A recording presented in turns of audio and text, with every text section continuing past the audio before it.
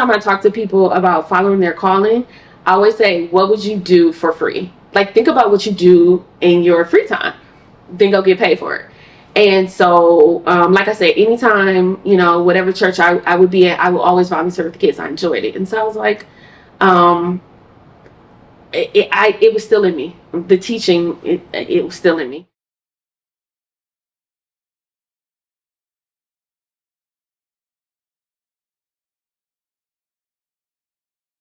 So I'm Eric Zarnico. I am the Executive Director of the Illinois Student Assistance Commission, ISAC.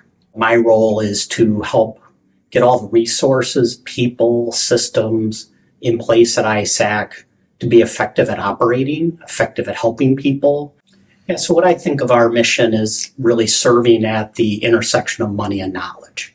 So when you think about what does a student need, what does a family need to understand and navigate the path to college, they need the knowledge side.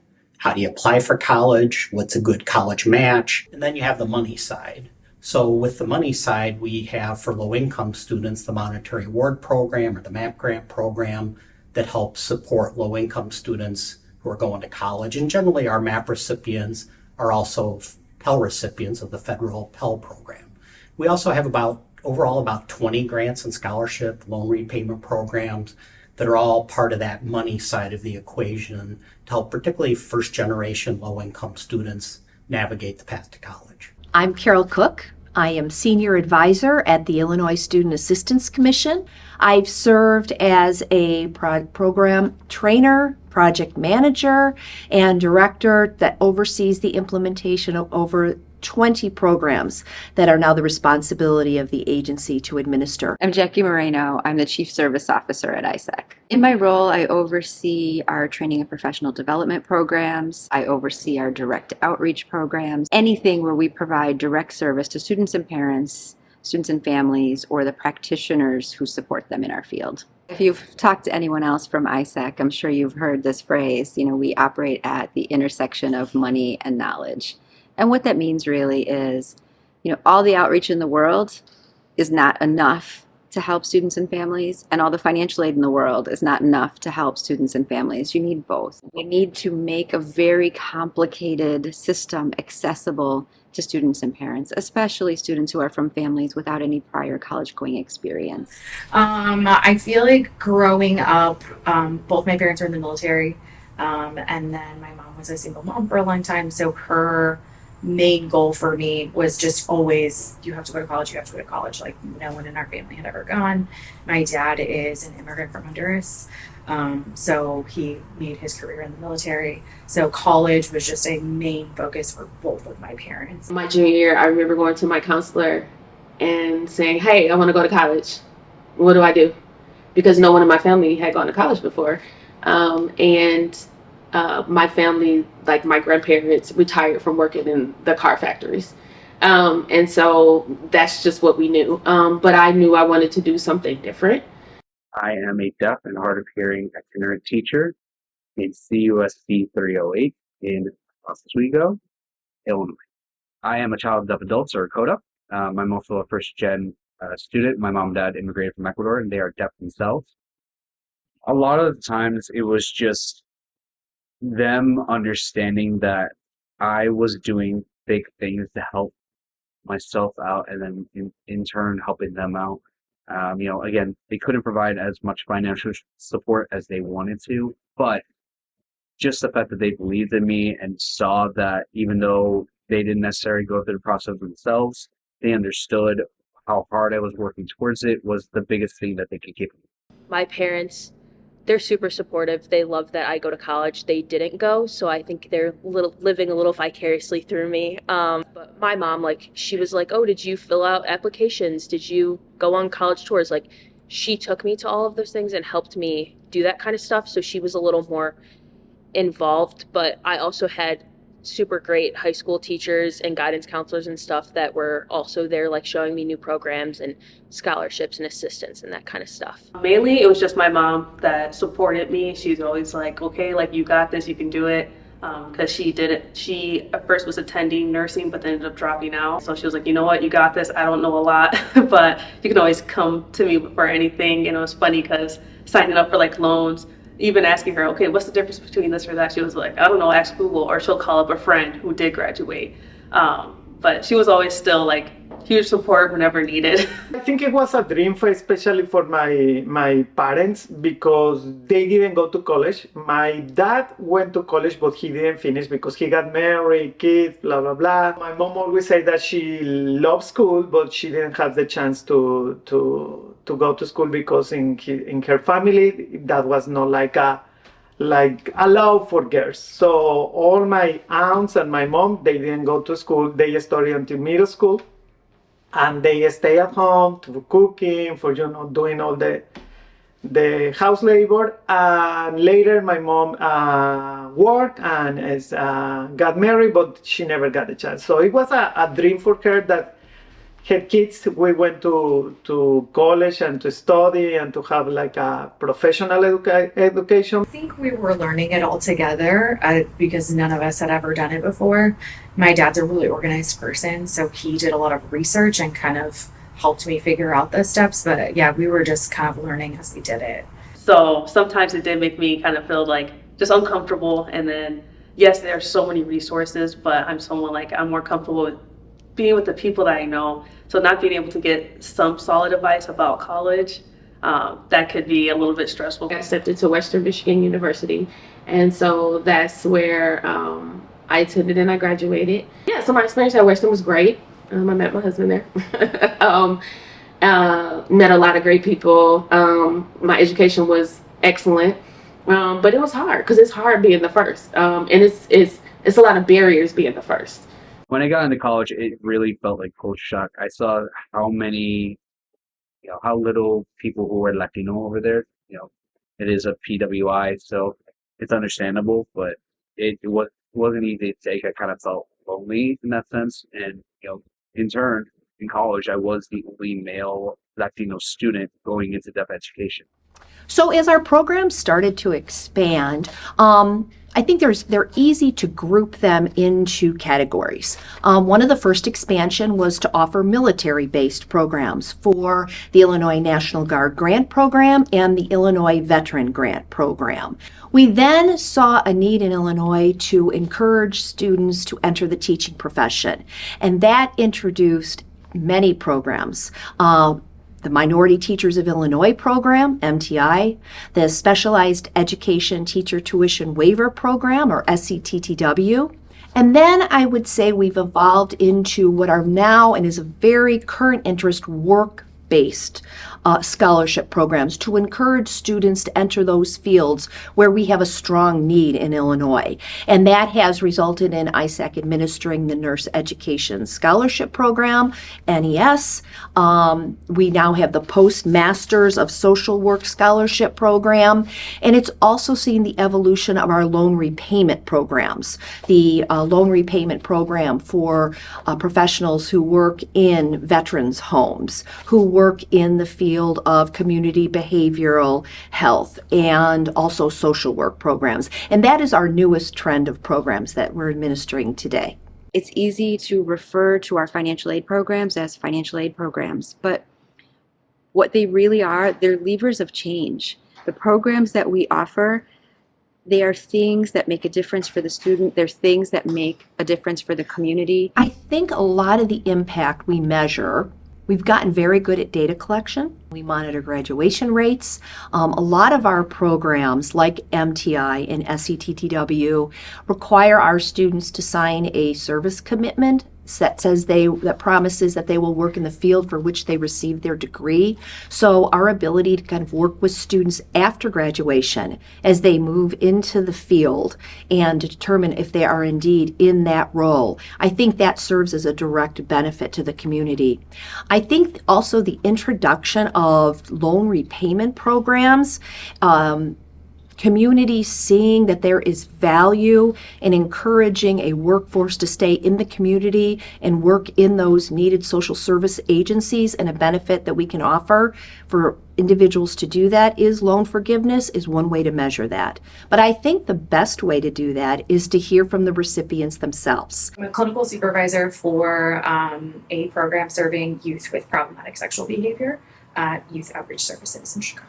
We are the one of two providers of my type of therapy for youth with problematic sexual behavior in all of Cook County. One of our main goals is being able to provide a therapeutic service that instead of sending a youth through the criminal justice system. So instead of pressing charges or making them register as a sex offender or things like that. So we're able to provide interventions rather than criminalizing our youth.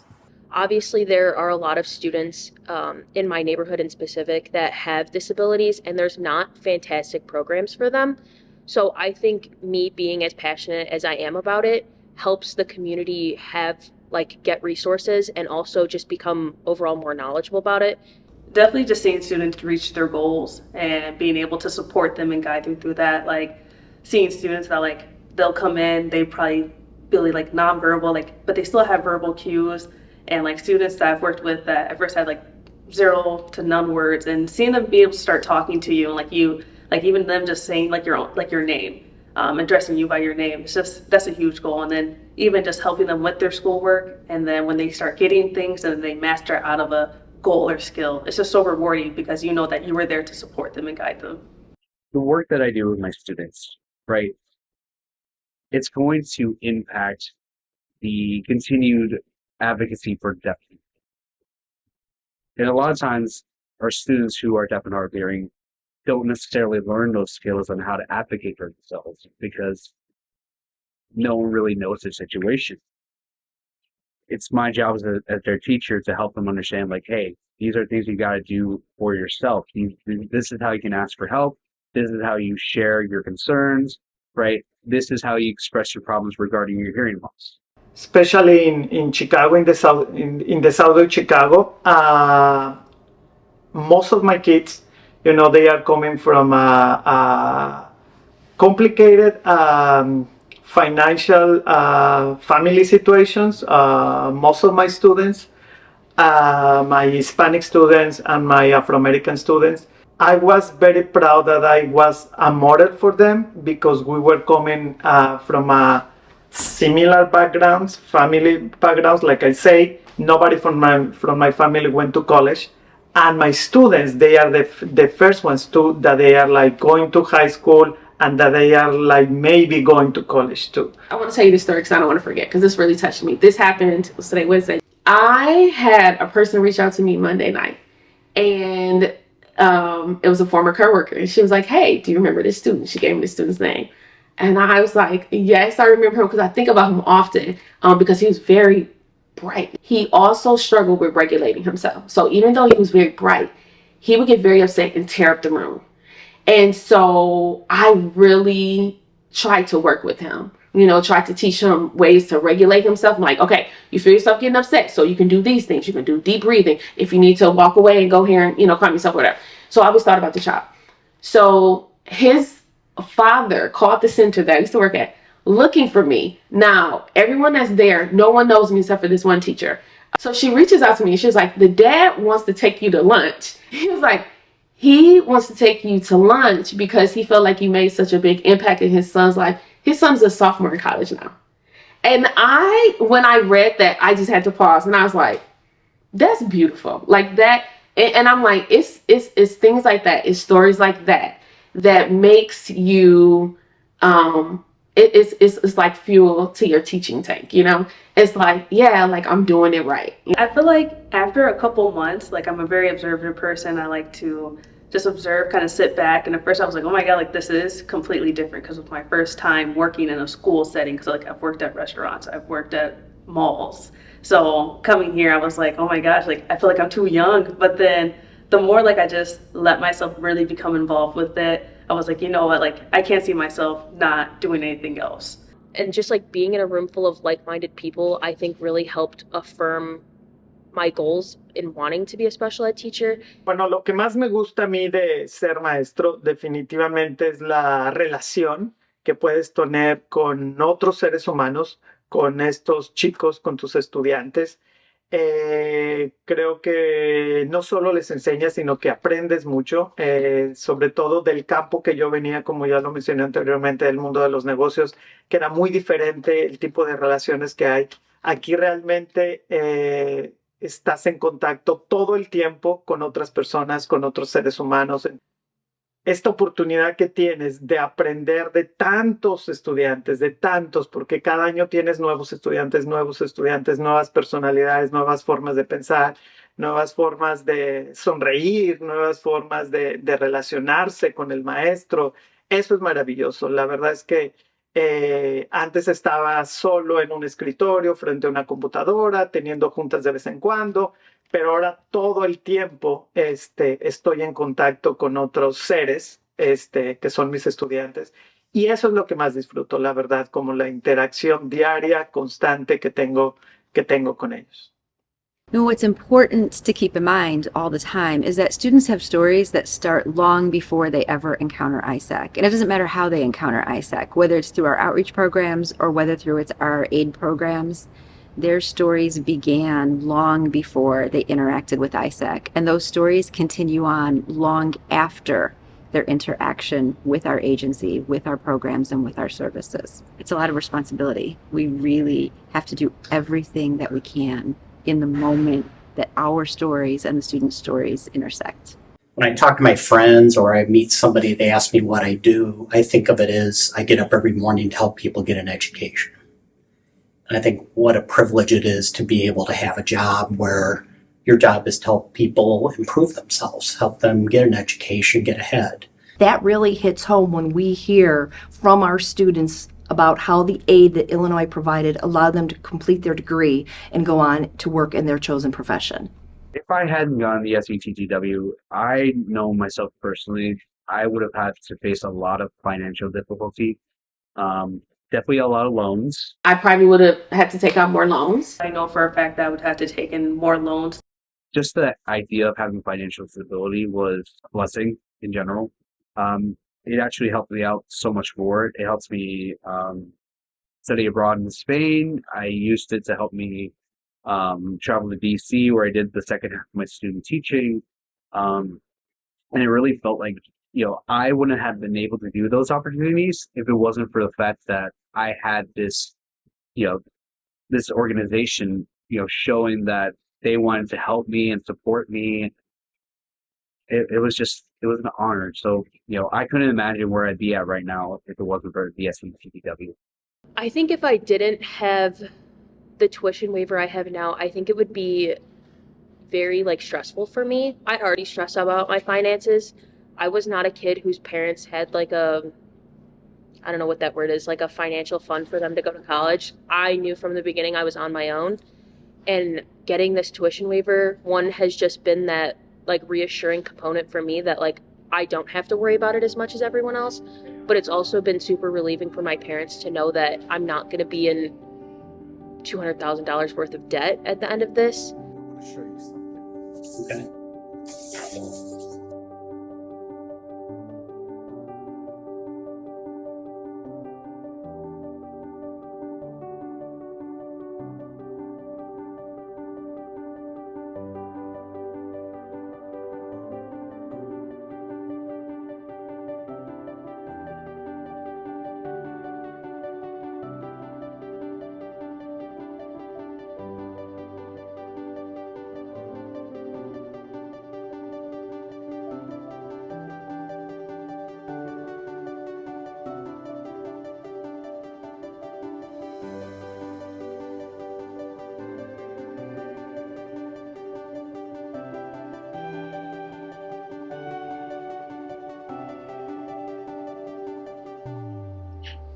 I'm not usually speechless.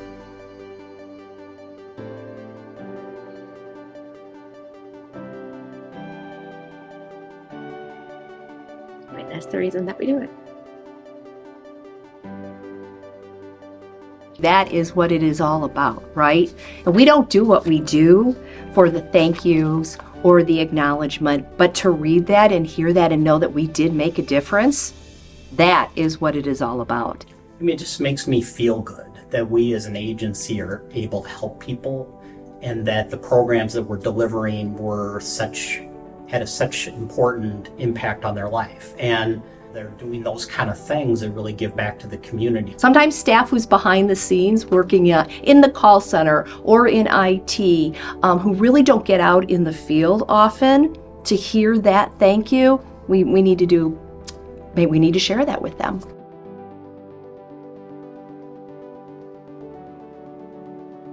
And that's the goal. And this is why we do what we do. That's great. That's nice to have feedback from people who really feel like these programs and scholarships, grants are making a difference in their life. Thank you for sharing this with me.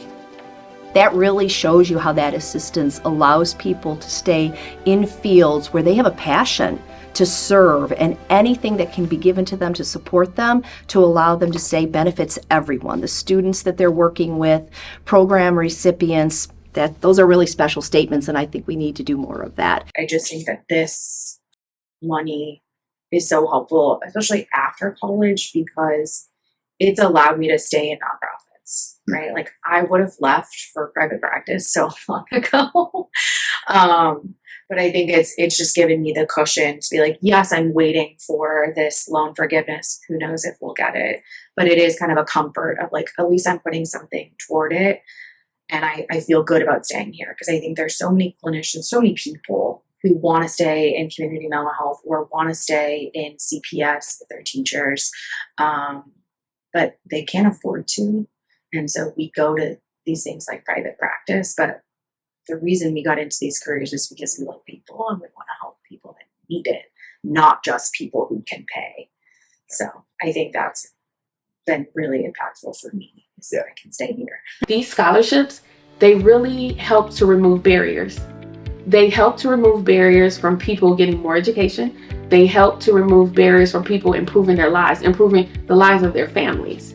Well, I just want to say thanks, a million of thanks, tons of thanks to the ISAC for this support, for this help, for trusting in all our teachers, in all the persons that we are getting this support, because it's really important to get this support. And like I said, it's not just the money, it's also the moral support, that someone is trusting in you, that you can do this, that you have to do this, that you have to go to study, to get your license, to go to get your diploma. So I just want to say thank you very much for all this support, and it was very important for me and to change my life in a better way.